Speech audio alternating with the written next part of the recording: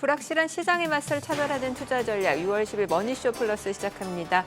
오늘 오전 양시장 상승 출발했고요. 오늘 코스피 닷새 연속 강세를 이어갔습니다. 외국인 현물 시장에서 오늘도 유가증권 시장에서는 순매수를 나타내더라고요. 네, 외국인의 매수세가 지속되고 있는 가운데 결국 미국에서 일어나고 있는 LA 불법 이민자들 네. 단속 추방 관련해서 시위가 계속되고 있는데 그 영향력은 굉장히 적은 것 같습니다. 네. 특히 이제 구글 자율주행 웨이모 택시가 이제 시위대의 표적이 됐다고 그러더라고요. 그래서 불나고 막 이러는 모습들이 보이는 상황입니다. 네.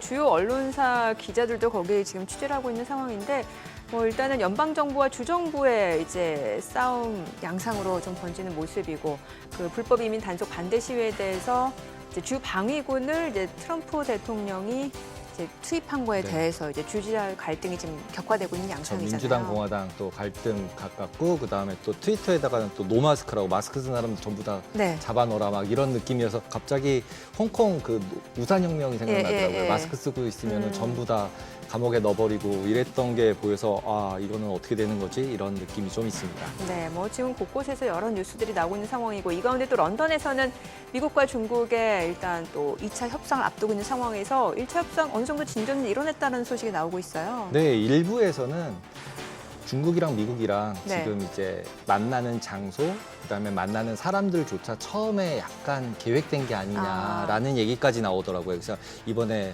그 베센트 장관이랑 같이 간 분들도 계획된 사람이었고 이래서 처음부터 다 이제 어떻게 할지 자기네들끼리 시나리오가 있는 게 아니냐. 하워드 루트닉 상무장관. 네, 상무장관도 가고 러트닉 원래 이제 좋아하는 사람, 싫어하는 사람 둘이 분리돼서 갔었는데 이제 합쳐서 가고 이런 것들이 다 순서가 좀 있다. 그래서 기본적으로 미국이랑 중국이랑 합의하려고 하는 게 아니냐. 시간을 벌 뿐이다라고 얘기하는 분들도 벌써 나오기 시작을 하는 것 같습니다. 네, 여러 가지 정치, 관세 이슈 많습니다.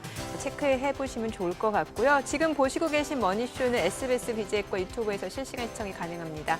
더 많은 국내 주식 정보 받아보실 분들은 카카오톡 채널 머니랩 추가하시기 바랍니다. 오늘 증시 인사이트 출연자 바로 모셔보죠. 더 프리미어 강간우 대표 모셨습니다. 어서 오세요. 안녕하십니까. 지금 미국에서는 여러 가지 시위도 있고 그다음에 데이터들도 여러 가지로 나오고 그 와중에 이제 미국이랑 중국이랑 합의한다고 그러면서 계속 히토리 없었어. 히토리 먼저 줘. 히토리 먼저 줘. 이러고 있는 상황이었잖아요. 네. 그때 이제 줄게. 그러면서 그럼 받아낼 게 뭐야? 그래서 다들 예상하는 건 그냥 반도체 달라고 할 거다. 대표님은 어떻게 보시나요? 이 상황이 끝은? 이게 상징적인 것 같아요. 그게 어떻게 보면 국제 정치, 패권 경쟁 이런 거를 이제 부딪히고 있으면서도 뒷면에서는 우리가 진짜 중요한 거, 우리 없는 거 줘. 서로 지금 맞교환하는 이런 형식으로 이제 대화가 가는 거잖아요. 결국은 너무 일방적으로 가면은 이게 계속적으로 평행을 달릴 수밖에 없다 이런 생각이에요. 그래서 저는 지난번 방송에서도 나와서 말씀을 드렸습니다만 트럼프는 결국은 시장에 굴복할 거다 이렇게 얘기를 했잖아요. 자기 마음대로 가고 싶어도 사실은 아니 지금 현장에서 계속 소리가 노이즈가 나오면은 자기도 어쩔 수 없이 협상 테이블에 가서 목소리가 낮아질 수밖에 없다 이런 생각을 저는 하거든요. 그래서 중국에서 전 세계 시장을 한 70%를 히토리를 잡고 있는데 여기서 수출 통제를 해버린다? 미국의 자동차 산업도 그렇고 전자 산업도 그렇고 여러 가지가 지금 차질이 생기는 이런 상황인 거고 중국 쪽에서 야 반도체 수출 통제 그리고 소프트웨어 수출 통제 이런 거 풀어라. 아니면 자기들이 또 기술 진보가 안 되는 거잖아요. 그래서 지금 이런 산업사회에 있어서 전체적으로 경쟁을 해나감에 있어서 미국과 중국이 하나씩 지금 칼자루를 들고 있는 것 같은데 결국은 협상을 하지 않겠습니까? 근데 이게 되지 않으면 전체적으로 히토리 안 들어가면 자동차도 만드는데 문제 생기는 거고 전자적인 것도 반도체가 됐든 다른 게 됐든 그렇게 문제 생기는 것도 군사 장비 쪽도 문제가 생긴다는 얘기가 있잖아요. 그러니까 전체적으로 얘기를 안 할 수가 없다. 근데 이제 미국에서 계속적으로 지금 문제를 삼는 게 수출 통제도 통제지만은 중국 니들 비관세 장벽 같은 거 없애라, 낮춰라, 이런 거 얘기하고 있는 건데 우리는 그런 거 안 한다. 아니면 그거 뭐라고 그거 자꾸 얘기하느냐 이런 식으로 지금 대응을 하는 거잖아요. 근데 사실은 있거든요. 우리나라 시장한테도 비관세 장벽을 낮추라고 계속 얘기하는 거죠. 미국의 농산물이나 이런 거에 대해서.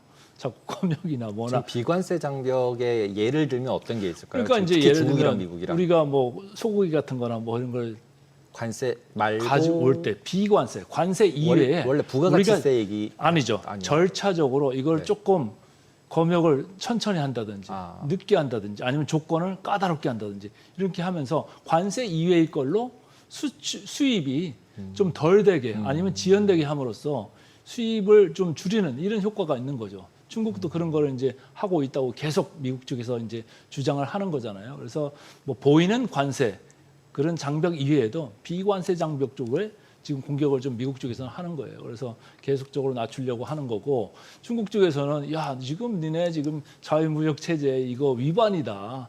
이거 자꾸 제소해가지고 자꾸 이슈화해가지고 자기 쪽으로 판을 좀 좋게 가져가려고 하는 건데 결국은 타협할 거라고 봅니다. 다만 시간이 좀 오래 걸릴 거예요. 지금 뭐 7월 달에 지금 마감 시한이 이렇게 잡혀 있잖아요.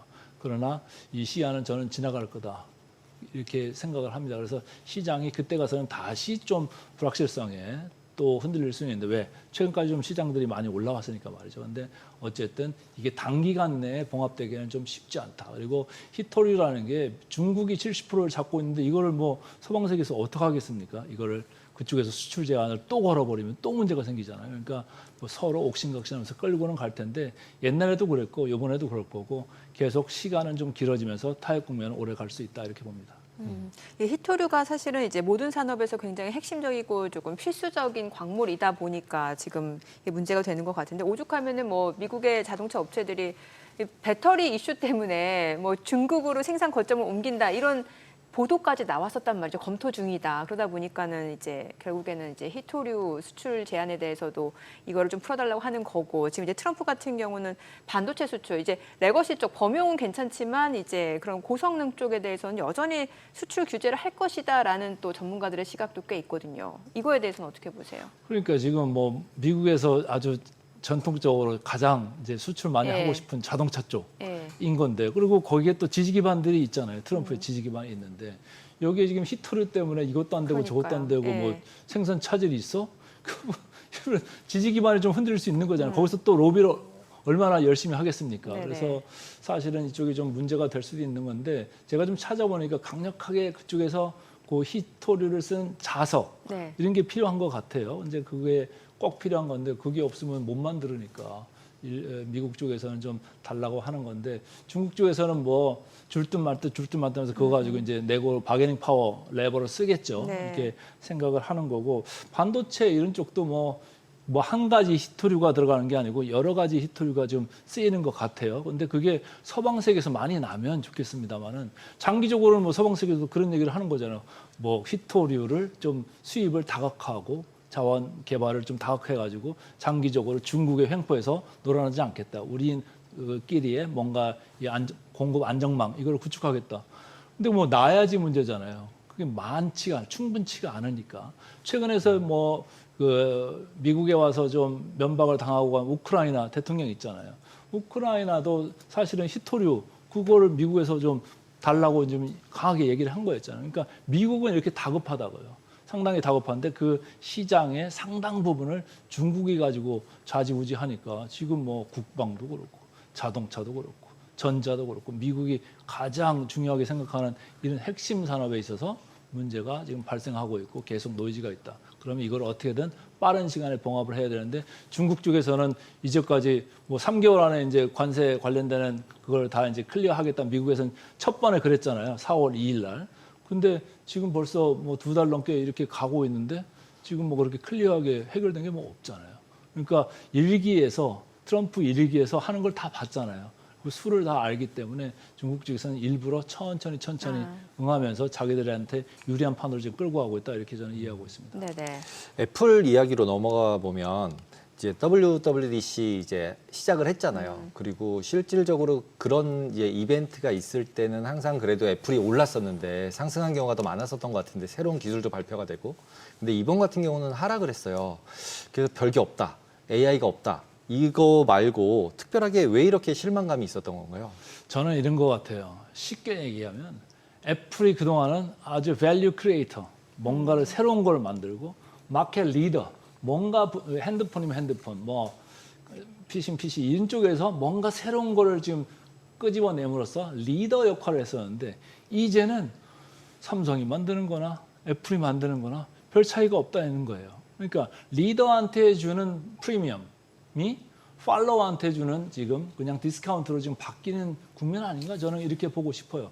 여러 가지 지금 뭐 AI 폰이라고 내놨습니다만은 시장의 평가는 박하잖아요. 그리고 되게 뭐 기대했던 것보다 별로고 시리도 뭐 그냥 별론 것 같고 아직 그런 지금 평가가 나오는 애플로 바뀌어 버렸거든요. 그렇다고 하면은 우리가 애플도 사실은 우리가 스마트폰 쓰기 시작한 지가 상당히 오래됐잖아요.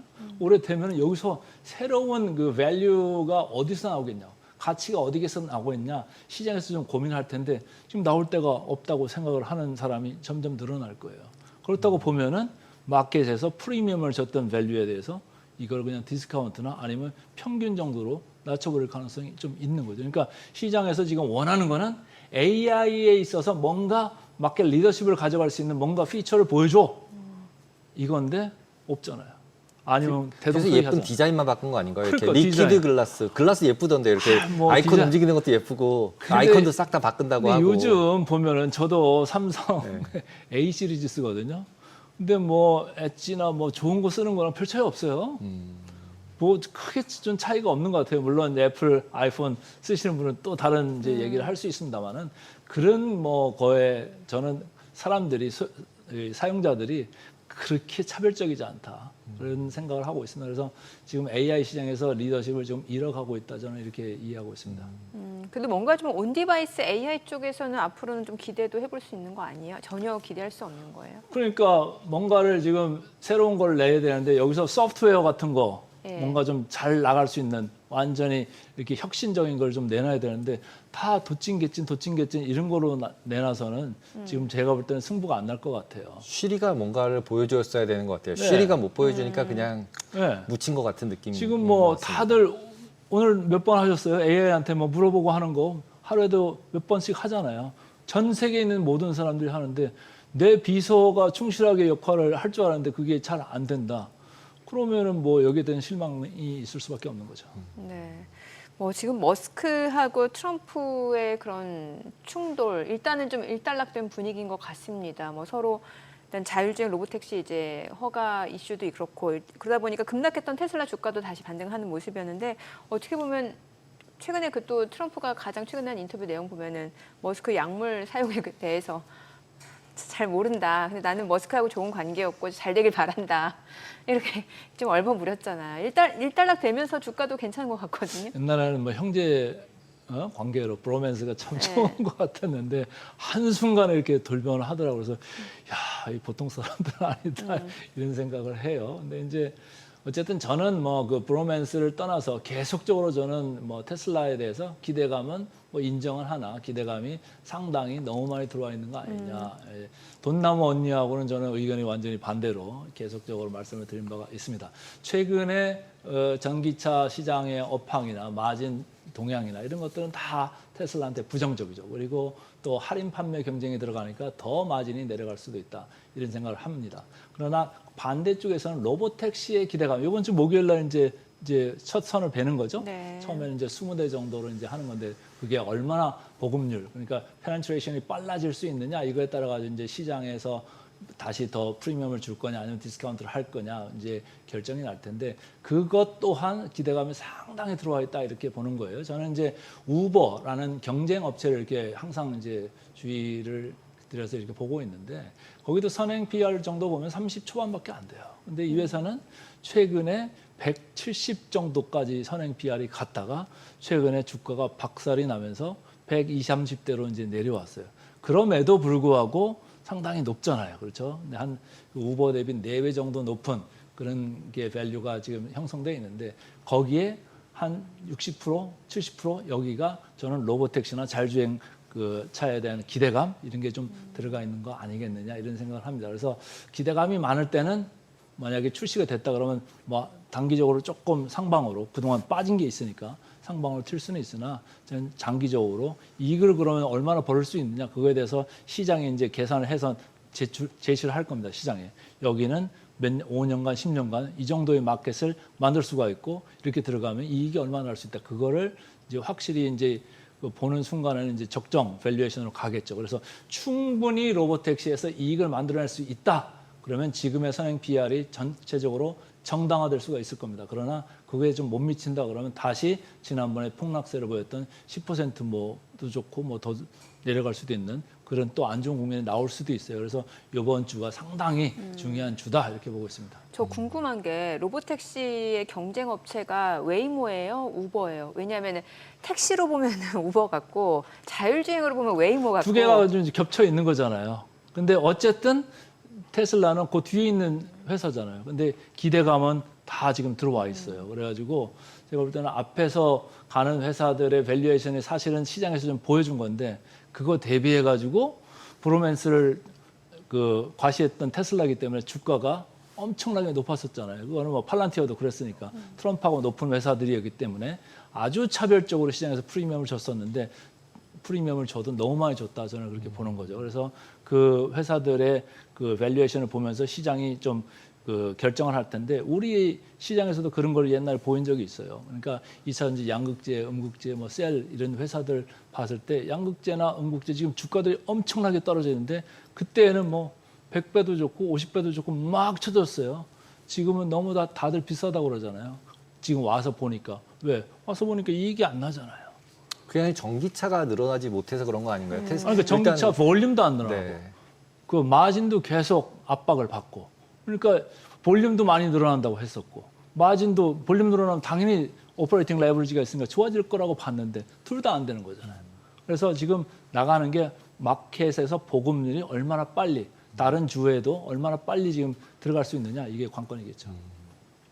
요즘 코스피 지수가 솔직히 이제 미국장을 떠나야 이제 지능순위일 것 같은 느낌으로 바뀌었는데, 예, 지금 뭐 카카오, 현대차 이제 그동안 아예 움직이지 않았던 것들도 막 10% 이상씩 오르고 이러는데 이제 한국 증시로 돌아오는 게 지능순위 맞나요? 저는 뭐 금년 초부터 계속적으로 한국 시장이 차별적으로 더 잘 나갈 거다 이렇게 얘기를 했던 사람입니다. 최근에 방송 틀기만 하면 나오는 용어가 있어요. 허니문 랠리. 근데 허니문 랠리가 저는 일정 부분 맞다고 봅니다. 지금 허니문 기간이기 때문에. 근데 허니문이라는 거는 되게 짧게 끝나요. 허니문이 뭐 2년, 3년, 5년 이렇게 가는 거는 없을 거라고 저는 생각을 하는데 저는 이거를 지난 뭐 다른 아침 방송에서도 말씀을 드렸습니다만은 캐치업 랠리다. 이제까지 눌려있던 한국 시장이 전 세계 글로벌 시장을 따라잡는 캐치업 랠리의 성격이 지금 가미돼 있다. 저는 이렇게 봅니다. 지난 23년, 24년 동안 미국 시장은 상당히 잘 나가고 있었는데 20% 초중반대로 2년 연속으로 이렇게 잘 나갔거든요. 근데 작년에 우리나라 보면은 뭐 특히 코스닥은 엄청나게 못해가지고 전 세계 꼴찌 증시였어요. 근데 또 지난 12월 3일부터 지난 6월 3일까지 6개월 동안 우리 시장은 또 눌려 있었어요.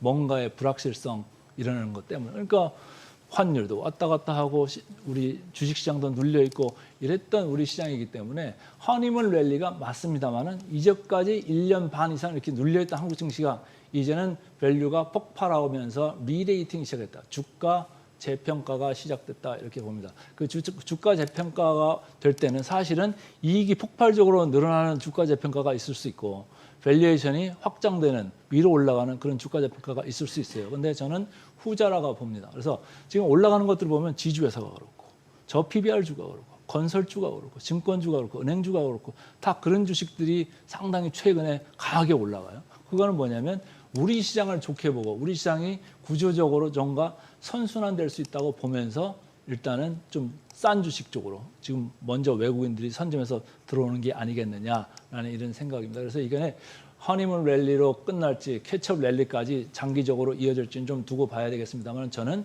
후자라고 생각합니다. 그래서 지금 뭐 2,800선을 지금 넘어서 2,900선을 이제 넘보고 있는 이런 시장까지 올라와 있습니다만은 뭐 단기적으로 급하게 올라왔으니까 좀 조정이 있을 수가 있겠죠. 그러나 다시 저점 매수에 응하면은 뭐 장기적으로 좀 괜찮지 않을까 이렇게 봅니다. 상법 개정안이나 또 기타 여러 가지 제도나 정부의 재정 정책이나 이런 거에 대해서 좀 저는 기대를 많이 하고 있습니다. 지금 말씀하신 부분은 외국인이 들어올 때 환율 부분이 되게 중요하잖아요. 근데 지금 최근에 들어서 환율도 계속적으로 원화 강세가 계속되고 있는데 원래 한 달 전만 해도 이제 1,400원 뉴노멀이었는데 1,450원 레벨까지 거의 왔는데 이 레벨이면은 적정하다고 봐야 되나요? 아니면 다시 1,400원대로 내려갈 거라고 봐야 될까요? 저는 1,400원대 후반, 그러니까 1,460원, 70원, 80원일 때 또 많은 분들이 뭐 1,500원 간다고 상당히 우려를 했었을 때 저는 옛날 기록을 찾아보시면 아시겠습니다만은 저는 다 1,400원 밑으로 내려가야 된다고 얘기를 했던 사람이고 또 마침 달러화 지수도 110에서 100을 깨고 내려가기 시작했고 그럼에도 불구하고 우리 환율은 안 내려가고 있었거든요. 근데 최근에 급하게 내려가면서 이제 1,350원, 60원대까지 왔는데 저는 다시 1,400원대로 올라갈 거냐 아니면 1,350을 하회할 거냐라고 봤을 때는 저는 1,350을 하회할 거라고 보는 사람입니다.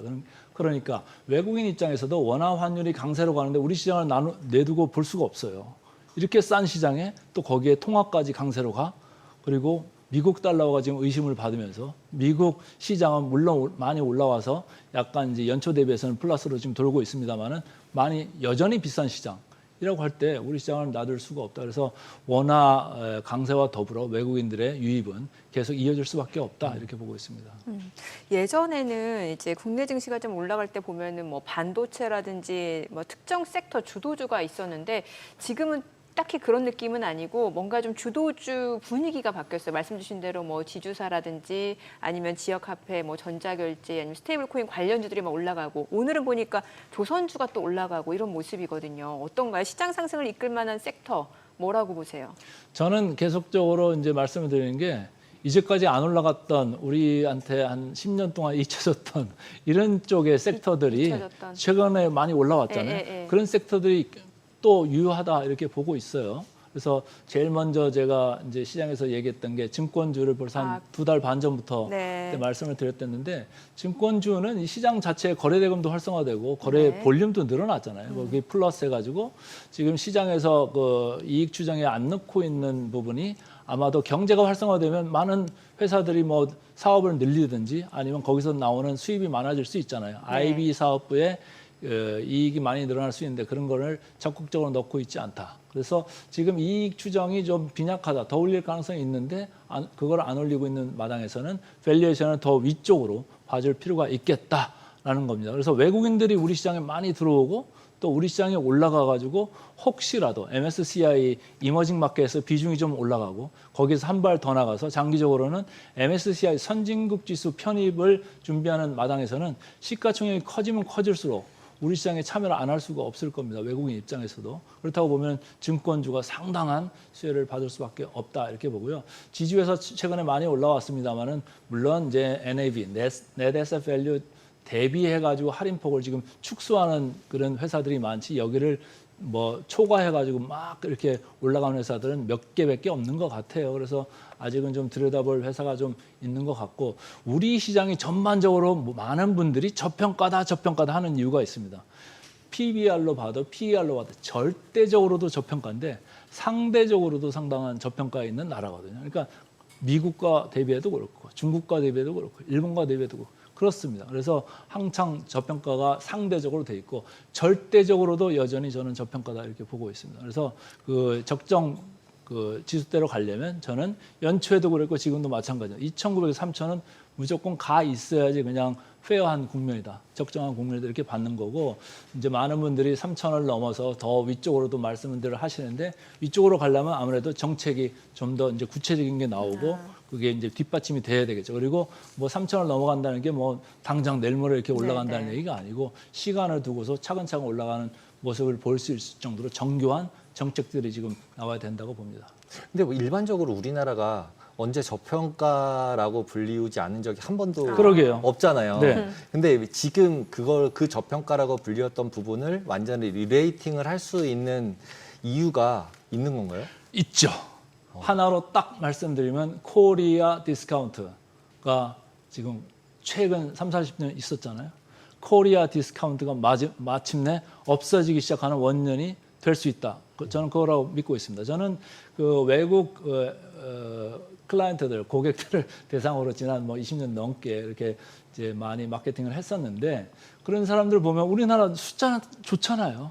좋고 저평가 좋은데 중간에 이상한 행위들을 많이 해가지고 얻어맞고 그리고 옛날에는 이제 코리아 디스카운트가 북한 이슈 뭐 이런 게 많이 있었는데 최근에는 그런 게 아니고 지배구조 이슈 뭐 배당 이슈 이런 게 이제 코리아 디스카운트였잖아요. 근데 그런 것들을 일거에 지금 그 전환시킬 수 있는 상법 개정안이 이제 만약에 더 강화된 쪽으로 이렇게 통과가 된다고 하면은 외국인들 입장에서는 배팅을 안 하고 안 할래 안 할 수가 없을 그런 분위기로 갈 거라고 봅니다. 그래서 저는 코리아 디스카운트, 그러니까 우리가 지주회사도 사실은 코리아 디스카운트 아주 중요한 사례였고요. 뭐 저평가, 저 PBR주들도 다 그랬습니다. 은행주도 그랬고 증권주도 그랬습니다. 그러나 이게 만약에 시장이 더 활성화되면서 이게 밸류가 올라가기 시작한다.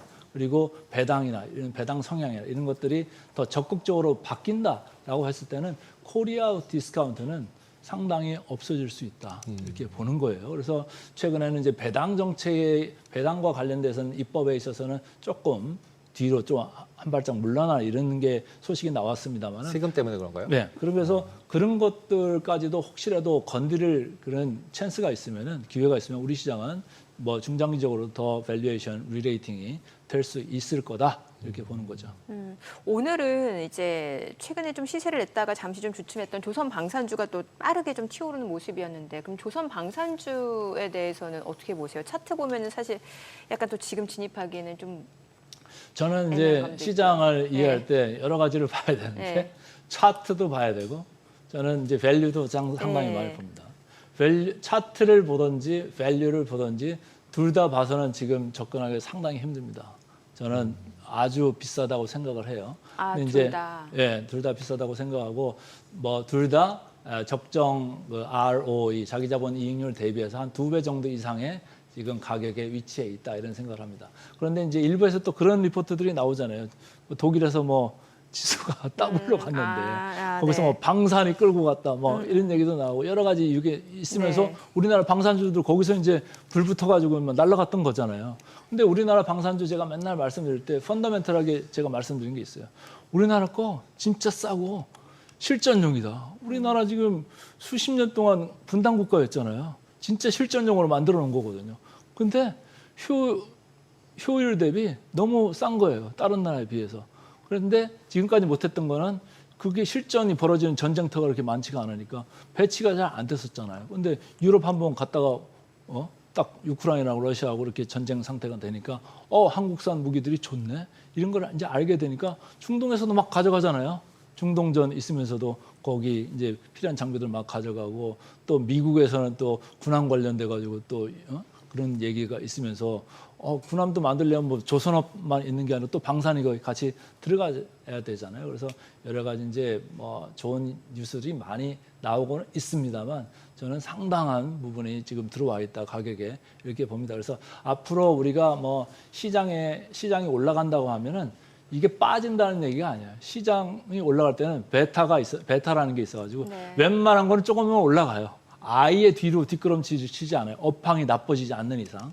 근데 2차 전지 같은 거는 업황 이슈 때문에 조금 계속적으로 지금 지수 올라가는 거에 혜택을 못 보고 있잖아요. 그러나 조선이나 방산같이 계속적으로 뉴스가 나오는 것들은 뭐 비싸기는 합니다만은 시장이 올라가는 한 그렇게 크게 밀리는 이런 국면은 안 나올 거다. 그래서 근데 비중 조절은 조금 축소하시고 최근에 많이 올라왔으니까 그러니까 좀 덜 오른 쪽으로 가는 게 어떻겠느냐 이렇게 보고 있습니다. 네, 오늘 내용 잘 들었습니다. 고맙습니다.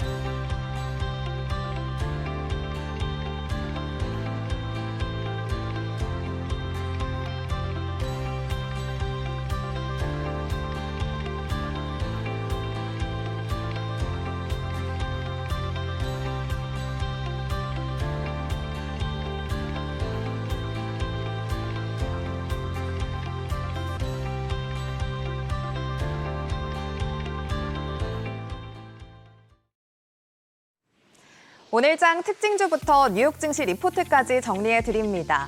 먼저 오늘 우리 증시에서 가장 주목받은 섹터 혹은 테마부터 정리해 볼 텐데요. 새 정부가 우리 웹툰을 국가전략 사업으로 공식화하고 차세대 한류 콘텐츠로 육성하겠다는 의지를 밝히면서 오늘 웹툰 관련주들이 일제히 상승했습니다. 먼저 미투온이 웹툰 테마 상승세에 함께 올랐는데요. 이 미투온의 경우 애플과 X가 미국 스테이블 코인 USDC 발행사인 서클과 접촉했다는 소식도 함께 작용했습니다.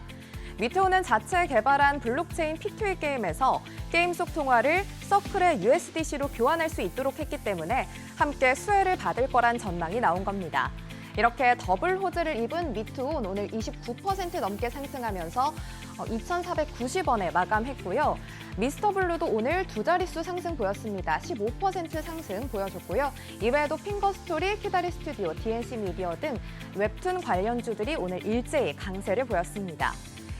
이어서 뉴욕 증시 종목에 대한 투자 의견 정리해드리겠습니다. 오늘은 인터넷 인프라 기업인 베리사인과 글로벌 최대 음원 스트리밍 플랫폼 스포티파이, 그리고 미국 원자력 발전 기업인 비스트라 에너지까지 세 가지 종목 살펴보겠습니다. 첫 번째 종목은 닷컴, 닷넷 도메인을 독점하는 인터넷 인프라 기업 베리사인입니다. 현재 주가는 279달러 선 지나고 있고요. 목표 주가는 294달러로 제시됐습니다. 베리사인의 매출은 거의 전적으로 닷컴과 닷넷 도메인의 등록과 갱신 수수료에서 발생하고 있습니다. 지난해 국제 인터넷 주소 관리 기구인 아이캔과 이를 감독하는 미국 정부 산하기관 NTIA와의 계약 갱신을 통해 도메인에 대한 고정적인 수익 구조를 다시 한번 확보하게 됐는데요.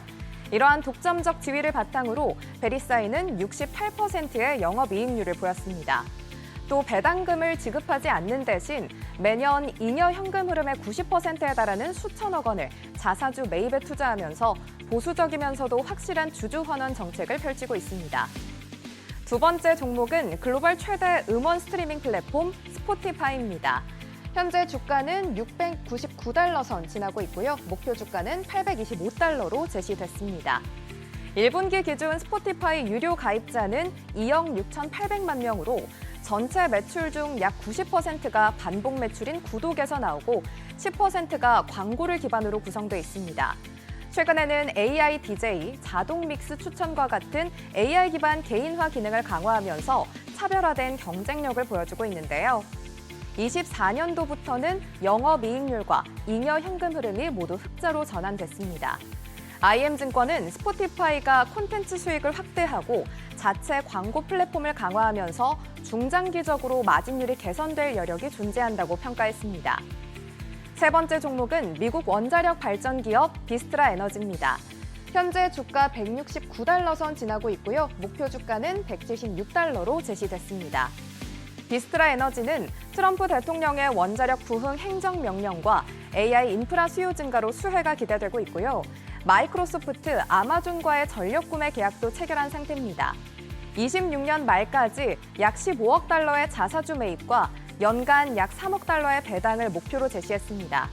키움증권에서는 최근 원자력 밸류체인의 주가 상승을 반영했을 때 단기 조정이나 하락 시 접근하는 전략이 유효하다고 평가했습니다.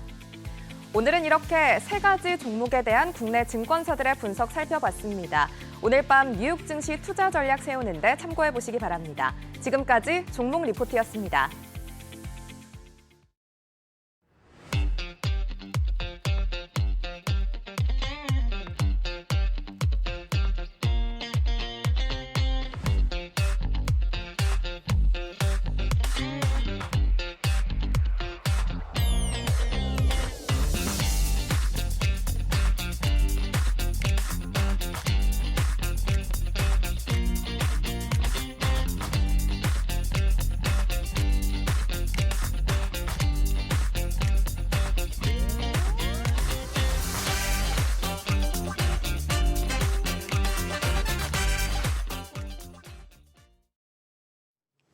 이재명 대통령이 취임 11일 만에 G7 정상회의에 참석할 예정입니다. 이미 트럼프 대통령, 이시바 총리와 전화통화를 하기도 했죠. 오늘 오후에는 시진핑 주석과도 통화를 마쳤습니다. 미국과의 관세 협상도 해야 하고 또 풀어갈 외교 과제가 많죠. 어떤 전략이 필요할지 알아보겠습니다. 연세대 통일연구원 봉영식 전문위원 모셨습니다. 어서 오세요. 안녕하십니까. 미국하고 주요국들이 이제 관세 협상을 계속 하고 있는데 실제로 이제 결론이 나온 거는 거의 영국밖에 없잖아요. 영국은 근데 오히려 미국 수입 수출이 반대인 국가인데 나머지 네네. 국가는 그럼 하나도 못한 건데 지금 우리나라는 이제 이재명 대통령도 들어왔고 그럼 이제 우리나라는 이 관세 협상에서 어떻게 진행을 하고 어떤 협상을 하는 게 가장 유리할 수 있을까요? 거기다 미중 뒤에 양쪽을 다 이렇게 해야 되는데 아까 지금 그렇죠. 말씀하신 전화 통화 네. 양쪽 다 했는데 어떤 결과물을 아직은 하나도 내놓은 건 없잖아요. 발표한 거는 그냥 잘 통화했다 이렇게밖에 예, 어떻게 그렇습니다. 보시나요? 예, 그렇죠. 지금 대한민국 대통령 하기에는 좋지 않은 시기죠. 그건 맞습니다만은 대통령이 됐기 때문에 이제 해야 될 일은 분명히 있는 것입니다. 결과가 없다고 말씀하셨는데 그것이 꼭 나쁜 것으로 판단을 해야 되는가? 여기에 대해서 저는 좀 다른 생각을 가지고 있습니다. 아직 타결이 안 됐다는 건 그만큼 우리가 협상을 미국과 치열하게 하고 있다. 네. 즉 우리 국익을 저해하는 어떤 섣부른 양보를 하지 않았기 때문에 아직 타결이 안 된 것으로 봐야 되겠죠. 그 최상목 전 부총리도 2+2 회담을 워싱턴에서 가지기 전에 국회에서 이런 질문을 받았습니다. 너무 섣불리 타결하는 것이 아니냐. 우리 대통령 선거 기간인데 했을 때 전혀 아니다. 하지만 이 정부 사람들의 대부분은 새로운 정부가 출범하더라도 미국과 계속 협상을 해야 되기 때문에 그런 경험과 지식을 축적하는 기회로서 협상을 미리 시작하는 거라고 얘기했고 그때 분명히 선을 그은 것이 결국에 최종 합의는 새 정부가 할 것이라고 얘기했습니다. 그래서 미국 측 입장에서는 소위 줄라이 패키지 7월 8일 90일 관세 유예가 끝나기 전에 한국과의 타협안을 끌어내고 싶겠지만 그것은 어디까지나 미국의 입장입니다. 한국과 타협을 하게 된다면 그것이 미국에게는 굉장히 유용한 레버리지가 되지 않습니까? 그래서 미국이라든지 다른 국가들에게 한국도 타협을 했으니까 빨리 합의를 해라. 압박을 하는 카드로 사용할 수도 있고 또 한국과 합의한 내용보다 더 좋은 것을 일본이라든지 다른 국가에 대해 제시하면서 조기 그 관세 협상을 타결하려고 하겠죠. 즉 빨리 타협을 하면 한국에게는 손해고 다른 나라에게 한국이 좋은 일을 하게 되는 것입니다. 근데 지금 일본 정부도 공식적으로 아직 합의에는 갈 길이 멀다고 이야기했지 않습니까? 그만큼 일본의 이시바 내각도 지난번 정상회의까지 했는데도 24% 관세를 맞았기 때문에 이번에는 그냥 트럼프 행정부의 소프트하게 나가는 것이 정답이 아니라는 굉장히 강경한 입장을 계속 고수하고 있는 판에 더더군다나 말씀하신 대로 아직 중국과 미국 간의 관세 협상이 타결되기까지는 굉장히 요원하지 않습니까? 변수가 많이 있는데 한국이 미국과 협상 타결을 서두른다? 그럴 지금 조건은 아니기 때문에 저희가 미국 측에 내세울 수 있는 카드는 이런 불확실성이 굉장히 많기 때문에 다시 한번 그 90일 유예를 다시 연장해서 정말 조기 타결이 아니라 좋은 합의를 하는 것을 양국이 추진하는 카드를 던져보는 것이 좋은 선택일 것입니다. 그 우리에겐 좋지만 실제로 누군가에겐 나쁘고 누군가에겐 좋은 그렇습니다. 거잖아요. 결국 미국한테 좋으면 우리한테 나쁜 거고 중국한테 좋으면 미국한테 나쁜 거고 뭐 이런 식일 텐데 일단은 중앙에서 저희가 의사 선택을 할 수 있는 상황은 상황인가요? 예, 그렇습니다. 왜냐하면은 한국에 대해서 미국 트럼프 행정부가 모질게 보복을 한다면은 그것이 선례를 남기게 됩니다. 그래서 어느 국가는 그런 압박에 굴복해서 미국과 조기 타협을 서두를 수도 있지만 결국에 가서는 많은 국가들이 미국을 더 이상 신뢰하지 않게 되기 때문에 이런 관세 전쟁에서 중국의 입장이 유리하게 됩니다. 미국 트럼프 행정부의 주요 타겟은 한국도 일본도 독일도 아니고 중국이죠. 그런데 그 주요 타겟에서 그렇게 큰 승리를 안겨주는 그런 보복 조치를 트럼프 행정부가 한국에게 한다면은 여러 가지 면에서 트럼프 행정부의 글로벌 전략이 꼬이게 됩니다. 특히 관세 문제에서 이렇게 꼬이게 된다면은 마찬가지로 중요한 안보 협력 문제에서 한국과 앞으로 어떻게 협상을 할지도 굉장히 어려워지기 때문에 뭐 여러 가지로 위협을 할 것입니다. 주한미군 철수라든지 관세 폭탄을 더 증가한다든지 지금 나오고 있는 것이 철강과 알루미늄 관세를 50%로 증가해서 한국과 같은 철강 수출 국가에게 압력을 더 가하고 있지 않습니까? 하지만 거기까지지 한국을 희생양으로 만든다면은 트럼프 행정부가 분명하게 손해가 득보다 훨씬 많기 때문에 거기까지는 가지 않을 것으로 보입니다. 지금 이제 15일부터 17일까지 캐나다에서 이제 G7 정상회의가 열리는데 이제 캐나다에서 초청을 했습니다. 그래서 이제 이재명 대통령이 방문하게 되는데 이게 굉장히 의미 있는 거라면서요. 예, 그렇습니다. 호주 다음으로 우리가 그 G7 멤버가 아니라 초청받은 비회원국으로서는 가장 빈번하게 초청을 받은 것입니다. 그만큼 한국이 이제 글로벌 경제에서 그 위상을 인정받은 결과다 이렇게 볼 수가 있기 때문에 이번에 이재명 대통령이 비록 취임 후 11일 만에 그 해외 순방에 나서게 돼서 준비 과정에서의 좀 우려는 당연히 있겠습니다만은 이것은 참석하는 것이 그 합당한 결정이었다 이렇게 생각을 합니다. G7에 대해서 이 G7 회원국이 이전에 90년대까지만 해도 글로벌 경제 그 총생산량의 50%를 차지했습니다. 근데 그 경제적인 그 위상이 많이 감소했기 때문에 지금은 이 G7 원래 회원국이 글로벌 경제 총생산량에서 차지하는 비중이 30% 이하로 떨어졌습니다. 그래서 경제 대국과 한국과 같은 이제 경제 대국이 이 G7의 그 텐트에 참여하는 것은 굉장히 그 G7의 미래에서도 굉장히 중요한 요소입니다. 이번 G7 정상회의에서 이제 두 양 정상회담이 이루어질 것이다라고 보면 되는 건가요? 뭐 그거는 이제 양자 간의 합의에 따라서 이루어질 수도 있고 아무래도 G7이 다자 회의의 장이기 때문에 그것은 어떻게 그 정부 대 정부 간의 이게 협상이 되느냐 그거에 따라서 이제 자리가 마련이 되겠죠. 네. 근데 G7 정상회의만 보더라도 이재명 대통령이 너무 큰 기대를 하지 않는 것이 좋을 것 같습니다. 왜냐하면 지난번 G7 정상회의 그 사진을 보셨어도 표정들이 다 안 좋았습니다. 트럼프 네. 대통령을 포함해서. 왜냐하면 미국의 트럼프 대통령 일기 때 그 G7의 이제 단합이라든지 협력을 강조하기보다는 이 국가들이 미국의 등을 쳐먹는다. 이런 보호무역주의 정책을 강변을 했기 때문에 서로 얼굴이 굉장히 어두웠죠.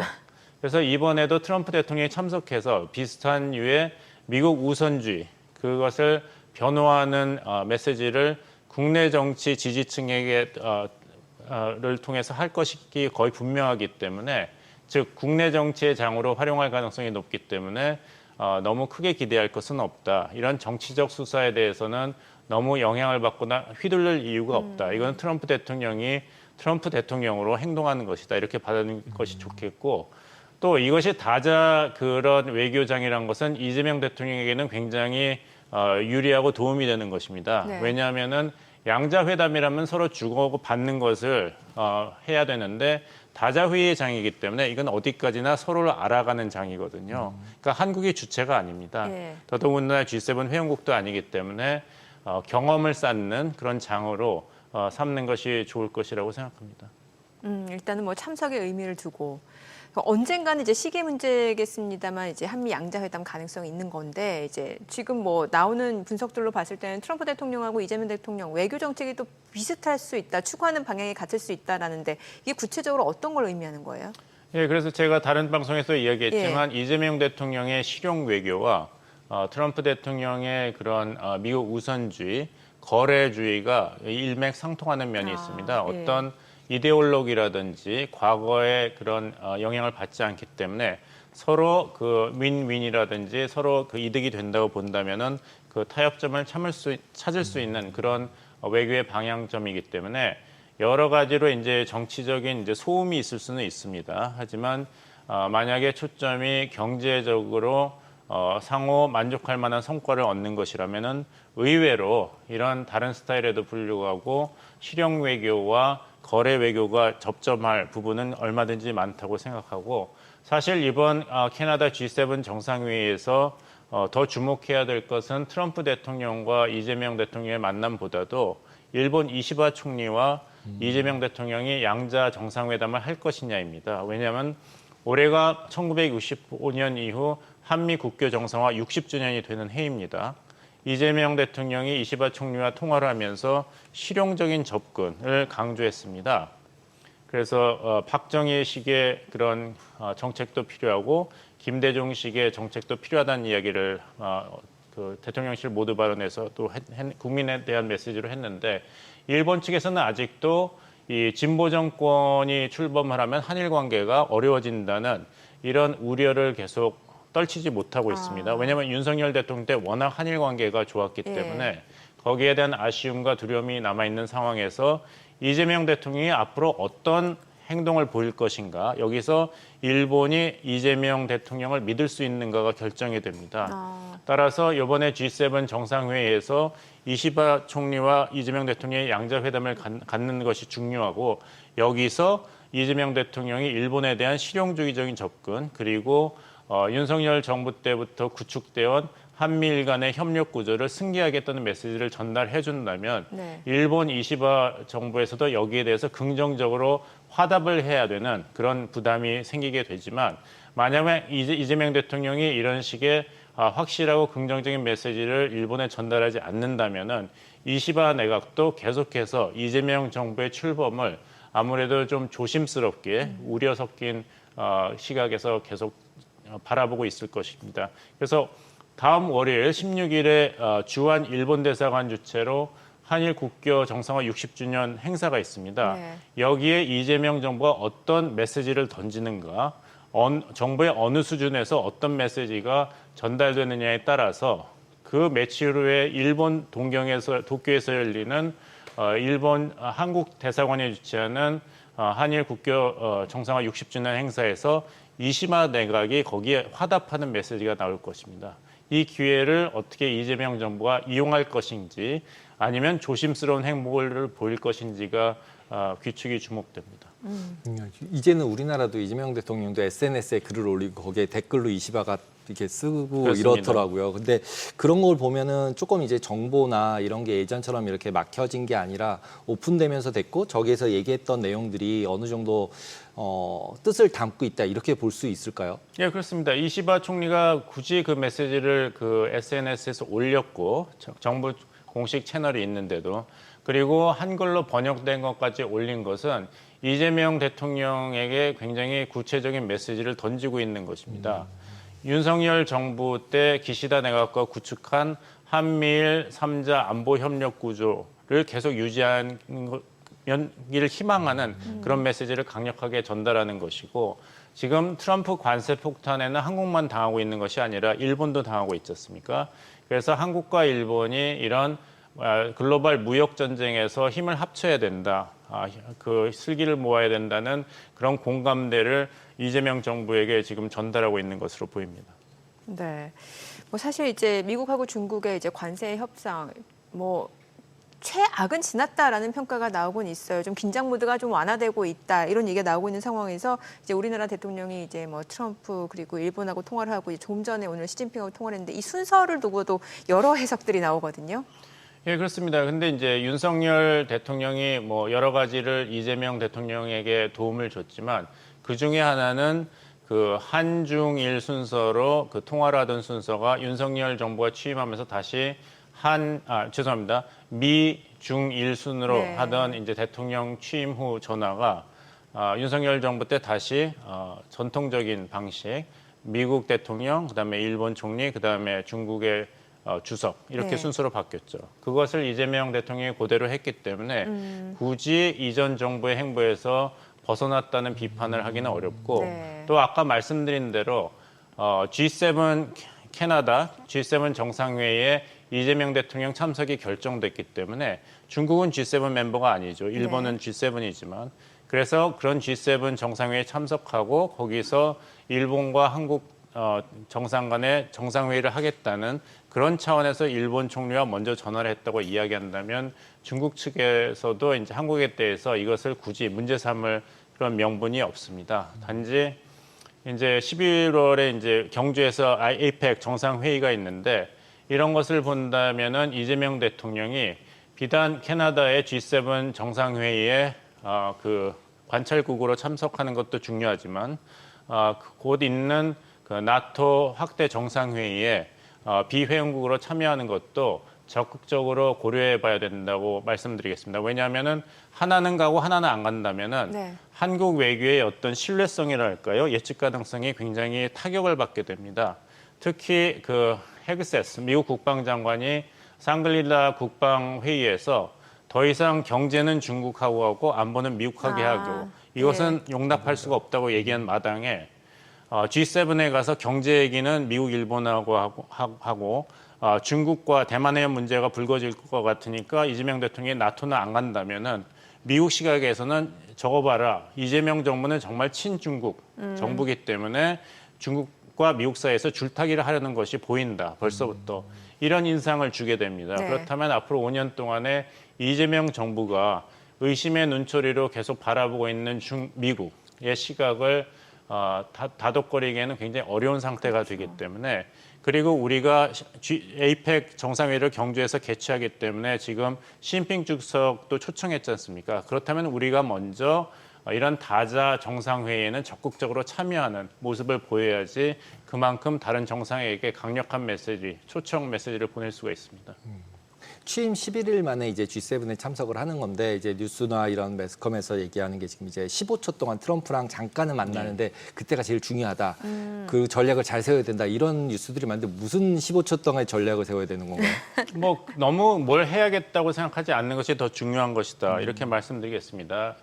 뭐 사우스 아프리카의 그 람포사 대통령 백악관 초청했을 때나 젤렌스키 대통령 백악관 초청했을 때나 뭐 카니 캐나다 총리 백악관 방문 때 보면은 상대방이 어떻게 나오는 것보다는 트럼프 대통령은 자기가 어떤 얘기를 할지를 미리 정해놓고 그대로 합니다. 그러니까 이재명 대통령이 아무리 준비를 하고 간다 하더라도 결국 시나리오는 먼저 써져 있고 트럼프 대통령은 자기가 생각하는 중요한 현안을 달성하는 차원에서 이야기를 할 것이기 때문에 너무 일희일비할 것이 없고 트럼프 대통령이 자신에 대한 뭐 인상을 순식간에 바꾼다든지 이런 어떤 홈런을 치는 그런 외교적인 제스처는 오히려 삼가하는 것이 좋지 않을까 생각합니다. 결국에는 이재명 대통령이 계속 얘기한 것은 실용 외교 아니겠습니까? 네. 실용을 추구하는데 스타일을 앞세운다면 오히려 실용 외교를 구사하는 그런 스텝이 꼬이기 때문에 정말 트럼프 대통령이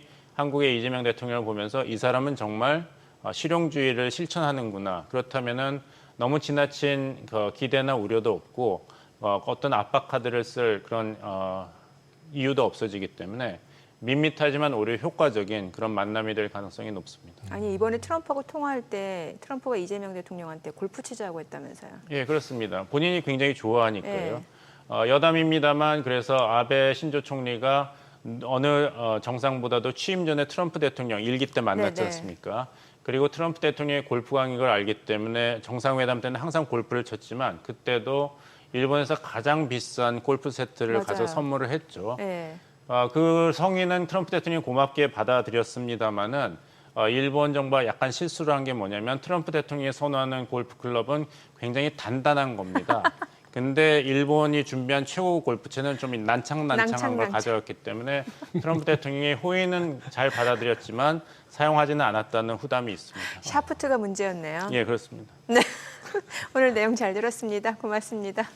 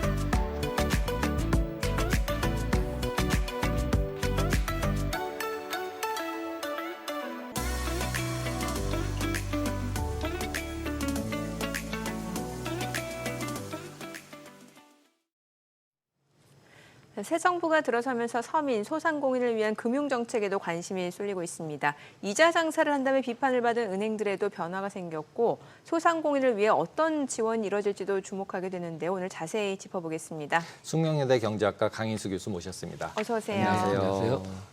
그동안에 이제 시중은행들이 이자 장사한다고 이제 비판을 많이 받았잖아요. 이자 장사를 한다는 말을 어느 정도였길래 계속 나오는 걸까요? 일단 뭐 기준금리는 좀 우리는 낮춰왔잖아요. 네. 근데 그럼에도 불구하고 이제 예금 금리는 낮추는데 대출 금리는 이제 안 낮췄다. 뭐 들쑥날쑥 거의 안 낮추고 이런 식으로 하니까 사실 이제 그 작년 2024년 4월부터 한 1년 사이에 올해 4월까지 보면 기준금리가 한 0.75%포인트 정도 떨어졌는데 그 가운데 이제 예금 금리는 0.82% 떨어져서 더 떨어뜨렸는데 그거보다 대출 금리 이제 0.58% 정도가 평균적으로 떨어졌거든요. 그러니까는 기준금리 인하폭보다 덜 떨어진 거죠. 그러니까 네. 예대 마진이 더 벌어지니까 뭐 이자 장사한 거 아니냐 이런 식의 이제 좀 불만 섞인 목소리들이 나오는 것 같습니다. 이자 장사 맞긴 하네요. 예대마진만 그렇죠. 놓고 네. 봤을 때는. 그리고 이제 실제로 이자 수익 금액도 많이 늘었습니다. 네. 그래서 뭐 전체 우리나라 은행이 대부분 다 이제 커머셜 뱅크 상업은행이기 때문에 예대 마진 가지고 수입원을 삼거든요. 그래서 90% 이상이 계속 그 이자 예대 마진 가지고 남기고 있고 그게 이제 최근에 뭐 많이 늘어서 한 뭐 59조 이 정도. 그래서 은행들이 뭐 돈을 잘 버니까 네. 뭐 월급도 많이 주고 거긴 좋은데 근데 이제 예금하는 사람 입장이나 뭐 대출 받는 사람 입장에서는 좀 깝깝한 거죠. 주식이라도 샀어야 되네요. 은행주라도. 최근에 은행주라도 금융주가 사서 올라가는 많이 올랐잖아요. 이유. 그러니까 네. 은행주라도 샀으면 이자 많이 내는 거 주식으로 벌어서 이자를 냈어야 되네요. 참 은행주 손 안 가죠. 그죠? 손 안 가는데 네. 많이 올랐습니다. 근데. 네. 네. 아니 지금 이제 기준금리가 인하되다 보니까 오히려 진짜 말씀 주신 대로 예금금리가 굉장히 빠르게 내려가요. 이러면 예. 차라리 저축을 안 하는 게 맞죠.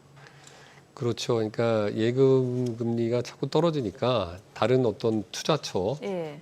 이제 찾는 게 많아지긴 하는데 이제 위험성이 좀 따르니까 뭐 주식 원금 보장 안 말씀하셨지만 된다. 이제 주식이라는 게 이제 번 사람들은 많은 것처럼 보이지만은 잃은 사람이 더 많거든요. 원래 실제로는. 수익 번 이야기만 하니까. 그러니까 예. 그래서 이제 그 위험도 때문에 이제 사실은 좀 주저주저하는 이런 분들이 많은 것 같습니다. 아무래도. 그러면은 실제로 은행 같은 경우는 약간은 우리나라에서는 약간 공공성을 많이 유지를 이제 좀 푸시를 하잖아요. 네네. 특히 이제 다른 나라에 비해서. 그래서 네네. 이제 예대 마진도 지금 우리가 얘기한 것처럼 빨리빨리 내려라 푸시를 하고. 근데 원래 주식 시장에 상장된 회사로서 회사가 돈을 잘 버는 건 좋은 거잖아요. 어떻게 생각하면. 근데 이렇게 좀 이제 이자 장사를 한다. 그러니까 서민들 위해서 계속 낮춰라 얘기를 하는 이러한 정책들이 어떻게 보면은 이게 우리나라만의 이슈인가요? 아니면 글로벌하게 봤을 때도 다른 나라들도 이렇게 이자나 이런 부분을 공공성을 얘기하면서 이렇게 낮춰라 이런 걸 하는 경우들이 있나요? 이제 그 은행은 좀 특수성이 있죠. 그러니까 이제 우리 몸에 비유하면 이제 피가 잘 순환이 돼야지 우리가 건강하게 살듯이 경제 전반에서 이제 돈이 잘 원활하게 순환이 돼야지 경제가 건강하게 발전하는데 그런 업무를 이제 담당하고 있는 데가 중개기관으로서 이제 은행이잖아요. 그래서 은행이 단순히 어떤 영리 목적만을 내세우는 거 원칙적으로 이제 기업이니까 영리 추구하는 거에 대해서 뭐 잘못했다 이렇게 얘기할 수는 없지만은 네. 근데 이제 상대적으로 우리가 외환위기도 겪었고 97년도에 네. 2008년도에 글로벌 금융위기도 겪었고 특히 이제 외환위기 같은 시기에 보면은 은행들이 사실 대출해 준 것들이 다 부실화돼서 부실 채권이 엄청나게 많아져서 그 당시에 이제 은행들 다 정리된 것도 많지만은 공적 자금으로 투입된 금액이 네. 뭐 수백조가 들어갔거든요. 근데 이제 그 돈이 물론 다 상환이 된 게 아니라 일부는 이제 대손상각 처리해가지고서는 이제 떨고 냈는데 이제 어려울 때는 이제 결국에는 뭐 정부한테 손을 빌려서 공적 자금이라는 게 결국 국민 세금으로 들어간 돈인데 뭐 일반 기업 같은 경우에는 사실 기업이 망한다고 해서 네. 정부가 나서가지고 공적 자금을 이렇게 막 은행에다 퍼붓듯이 퍼부어가지고서는 그거를 살려서 뭔가 이렇게 하려고 그러지 않거든요. 근데 이제 은행 같은 경우에는 어떤 신인도 신뢰도라는 게 되게 중요하기 때문에 네. 만약에 이 은행이 문제가 있을 것 같다. 내가 얘기만 하는 돈 못 받을 것 같다. 그러면 이제 뱅크런이라고 해서 멀쩡한 은행도 망하거든요.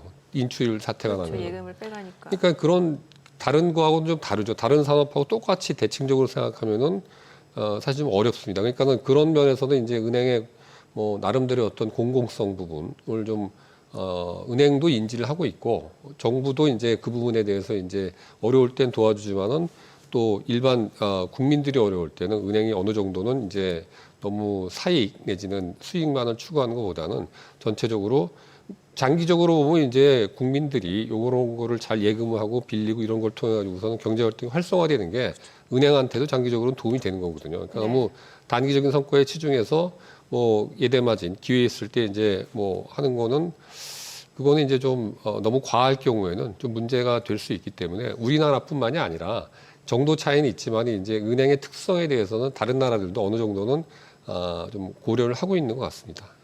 근데 이제 우리는 좀 심했죠. 과거에 이제 관치금융이라고 해서 전반적으로 이제 은행의 어떤 인사권도 독립이 안 돼 있고 그러니까 은행장이나 뭐 임원들이 뭐 정부가 시키는 대로 따라서 뭐 대출도 해주고 뭐 정책금융도 하고 이런 식으로 하다 보니까는 과거에는 이제 내 잘못이냐 그게 정부가 시키는 대로 했는데 이게 IMF 사태가 터져서 이게 대마불사 이런 거 얘기하다가 갑자기 이제 대마가 죽으니까 그러니까 이제 여러 가지로 이제 문제점이 이제 부각이 됐었었죠. 그래서 지금 우리나라 같은 상황에서는 아무래도 지금 상황이 어렵잖아요. 지금 올해 같은 경우에 전망률 자체도 경제 성장 전망률도 지금 계속 하향 조정을 해서 뭐 KDI나 한국은행도 0.8% 전망할 정도로 낮아졌고 이 글로벌 IB 같은 경우에는 지금 아주 나쁘게 보는데 0.3% 정도까지도 보는 데가 있거든요.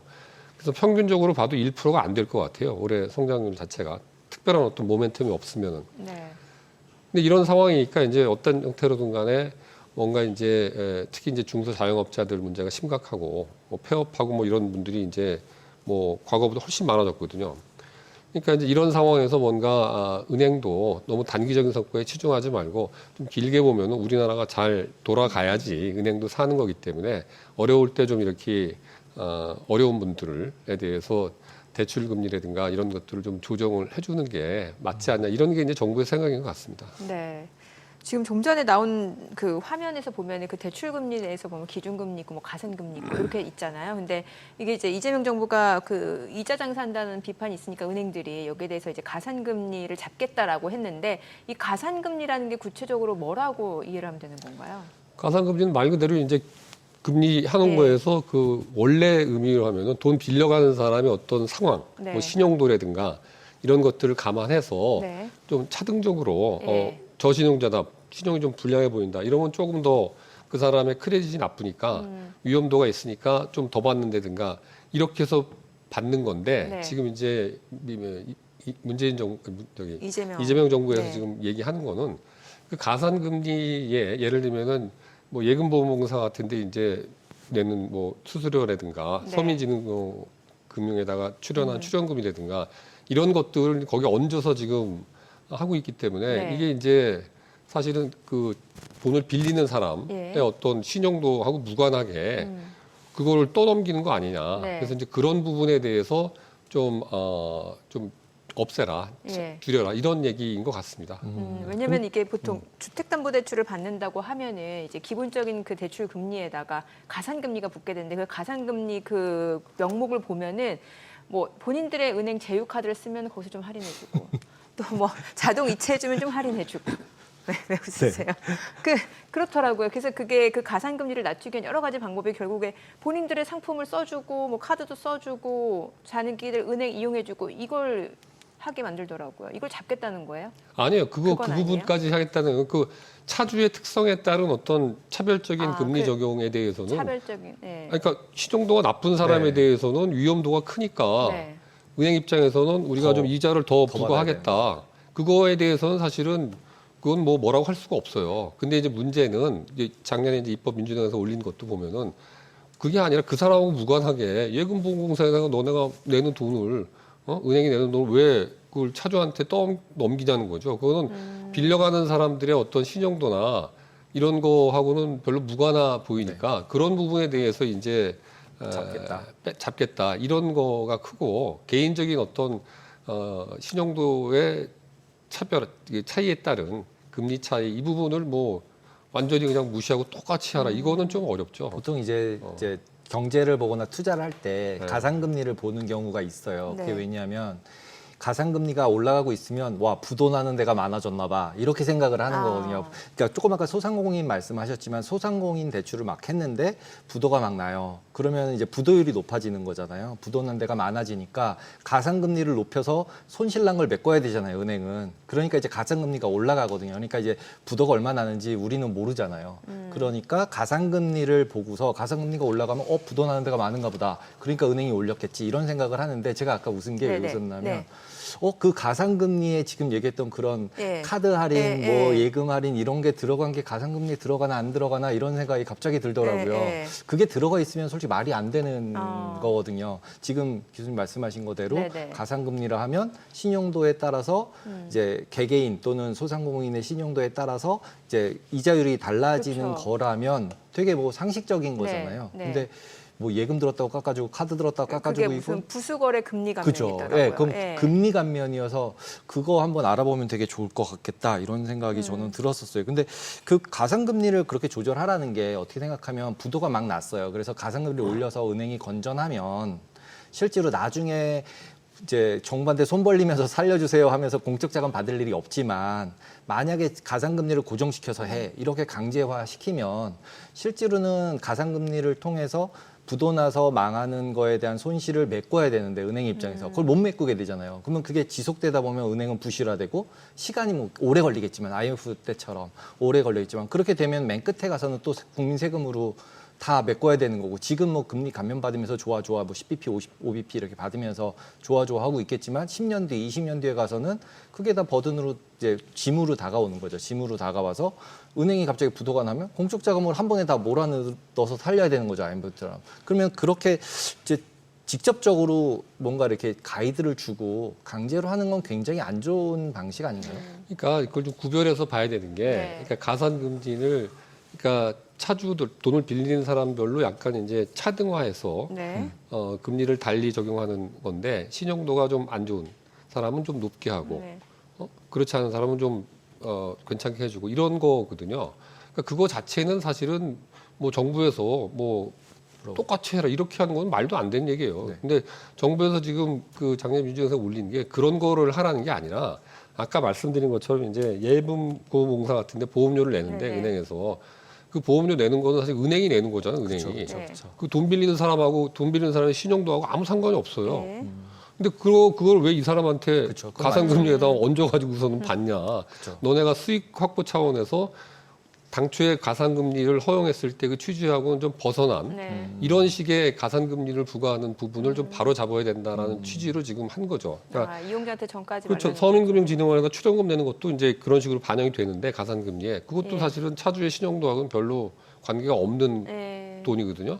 그래서 그런 부분을 이제 좀 시정을 하겠다. 그래서 가산금리뿐만 아니라 전반적으로 이제 돈 빌리러 가는 사람들의 부담을 좀 줄일 수 있는 여러 가지 방안들, 예를 뭐 중도 수수료 뭐 문제도 해제했을 때 이제 그런 것도 좀 낮춰주고. 낮추라 이런 거 등등 해서 어쨌든간에 취지는 뭐 공감은 가는데 네. 근데 이제 지금 말씀드린 대로 이게 과하면은 네. 이게 은행도 결국에는 이제 기업인데 기업 입장에서는 나름대로 어떤 자기네 영업 이익을 좀 이렇게 극대화할 수 있는 네. 여러 가지 이제 뭐 남겨야죠. 예. 그렇죠. 남겨야 되고 전략들이 있을 텐데 그거를 너무 무시하고 너무 이제 공공성 내지는 돈을 빌려간 사람들 입장에서만 뭔가 정책을 입안했을 때 여러 가지 부작용이 생길 수가 있거든요. 그러니까 신용도가 나쁜 사람한테 그런 식으로 하면은 은행 입장에서는 나중에 가면은 안 빌려주겠다고 할 수 있거든요. 아예. 이게 너무 세지면은 이게 오히려 이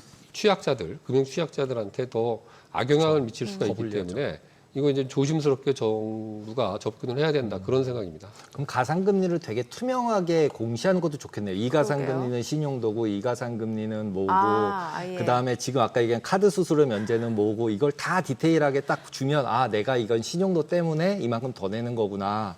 이걸 그거를 이제 빌리는 사람한테 좀 이렇게 공개를 해서 공지를 해야 해주면 되겠네요. 그래도 이해가 승이 가고 네. 돈 빌린 사람이 의리잖아요. 네. 내가 아쉬워서 돈 빌리는 사람인데 막 따지듯이 하면 또 이제 안 빌려줄 수도 있고 그러니까는 그냥 그냥 근데 받아들이는데 요즘은 앱이나 이런 데서 내 신용 그렇죠. 점수 그래서 점수가 나오니까 나와요. 예. 그러면 그 점수에 맞춰져서 너의 가산금리는 원래 이거야. 그런데 이만큼 깎아주는 거야라는 거를 명확히 해가지고 딱 주면 그래도 좀 이해도 되고 저처럼 조금 아까 이제 저는 그 깎아줘라가 약간 강제화되는 거라고 생각을 했었거든요. 근데 지금처럼 보험료를 냈던 건 말이 안 되는 건데 그런 거 지적한 건 되게 잘한 것 같네요, 오히려. 그러니까 이게 뭐 순기능이 분명히 있고요. 네. 이게 이제 네. 과할 경우에 네. 의도와는 달리 이제 보호해 주려고 했던 사람한테 해를 끼칠 수가 있는 네. 이런 오히려 결과를 대출을 초래할 안 수 있으니까 해주거나. 그런 거는 좀 이게 완급 조절을 잘 해서 무리스럽지 않게 이걸 진행하는 게 맞다고 봅니다. 네. 그리고 또 법정 최고금리 인하하겠다. 자, 네. 이러면은 여기에서 순기능과 역기능은 뭐라고 볼 수 있는 거예요? 그러니까 그것도 비슷해요. 법정 네. 최고금리가 지금 우리가 20%인가 이렇게 되어 있거든요. 예. 근데 이제 이게 옛날에는 뭐 훨씬 더 높았었는데 그걸 많이 낮춰서 20%를 네네네. 했는데 그것도 이제 높다는 거죠. 그래서 그거를 이제 낮추게 되면은 네. 예를 들면 뭐 15%를 낮춰라 이렇게 하게 되면 이제 보통 저축은행 같은 데서 이제 중금리 그걸 담당을 하고 있는데 여기 보면은 대개 경우 신용도가 높은 사람들이 와서 돈 빌리질 않아요. 좀 그렇죠. 예, 신용도가 예. 떨어지는 사람들이 이제 제1금융권에서 못 빌리니까 그쪽에서 빌리는데 그럼 안 빌려주는 거죠. 아, 또안 너무 빌려. 과해지면은 이 법정 이거를 너무 이제 세게 낮춰버리면은 오히려 이제 불법적인 어떤 그 사금융이 네. 커질 될 수가 수밖에 있어요. 없죠. 그래서 네. 실제로 보면은 그 불법 사금융 피해가 2021년에 뭐 9,900건 정도 됐는데 네. 2023년에 13,700건 정도로 이게 한 30% 이상 지금 늘었거든요. 그래서 이런 폐해가 더 심화될 가능성도 있는 거죠. 그러니까는 이 금융권에서 이제 금리를 정하는 거를 원칙적으로는 이제 어느 정도의 자율성을 주는 게 저는 맞다고는 보는데 네. 그게 이제 너무 과할 경우에 여러 가지 병폐가 나타나니까 그 부분을 좀 이렇게 완급 조절하는 차원에서 정부가 법정 금리도 좀 낮추겠다라는 방향성을 제시를 한 거고 실제로 이제 이거를 정책을 입안하고 그 이자율 자체를 정할 때는 조금 더 숙고를 해야 될 것 같습니다. 임의로 이렇게 막 하는 것보다는 네. 저신용자, 신용불량자들에 대한 피해 정도가 어느 정도 될 건지 또 이제 저축은행 같은 데 입장에서 보면은 거기도 이제 장사를 해야 되니까 그렇죠. 여기를 뭐 무조건 재고 뭐 이렇게 낮은 금리로 빌려줘라 이렇게 했을 때는 아예 그냥 안 할 가능성이 있기 때문에 네. 그것까지 고려해서 좀 접점을 찾아야 될 것 같습니다. 그럼 마지막으로 골목 상권을 위해서 지역 화폐 네. 부분을 계속 얘기를 하고 있는데 이게 확실하게 지역 경제 활성화나 이런 부분에 영향을 줄 수 있는 건가요? 그러니까 원칙적으로는 지역 화폐라고 하는 게 이제 무슨 상품권 형태로 이렇게 하는 경우도 있고 또 이거 온라인으로 해서 이제 그렇죠. 하는 경우도 있고 그런데 그게 이제 용처와 기간이 보통은 정해져 있죠. 지역 화폐 발행을 할 때 이게 뭐 경기도면 경기도 뭐 이런 지역 내에서 그것도 이제 또 용처도 무슨 대형 마트 이런 데는 안 돼요. 네. 그러니까 이제 약간 좀 이렇게 소상공인들 중심으로 해서 좀 주로 쓰게 돼 있고 재래시장. 재래시장이나 이런 데로 그래서 이제 그 기간 내에 뭐 석 달, 6개월 내에 그걸 안 쓰면은 이게 이제 날라가니까 당연히 다 쓰죠. 그걸 받으면은 쓰니까 이제 그것만 보면은 당연히 이제 소비 진작 효과가 나타나는 거로 잡히죠. 그거는 잡히는데 이제 문제는 그렇게 하는 게 이제 일장일단이 있죠.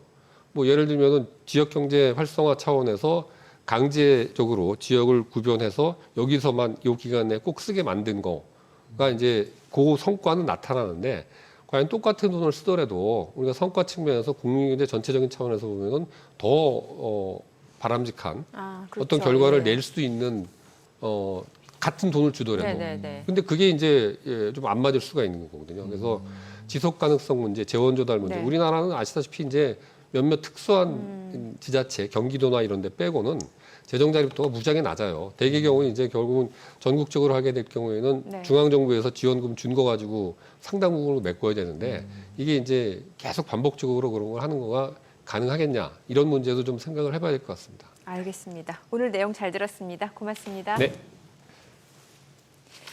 이제 오늘 또 뉴욕 증시 어떤 흐름 보일지도 좀 기대가 되고 뭐 지금 사실 여러 가지 이슈들이 많기 때문에 또 새로 나오는 속보성 뉴스들도 많고요. 좀 네. 챙겨봐야 될 내용이 많네요. 계속적으로 뭐 불확실성은 네. 항상 투자하는 데는 있는 것을 잊지 않아야 될 것 같습니다. 네, 저희 방송 중에 전해드린 내용 관련해서 모든 투자 분단의 책임은 투자자분들께 있다는 점 알려드립니다. 머니쇼 오늘 여기까지입니다. 여러분의 모든 경제 SBS 비즈가 함께하겠습니다. 저희는 내일 오후 3시 30분에 찾아뵙겠습니다. 고맙습니다.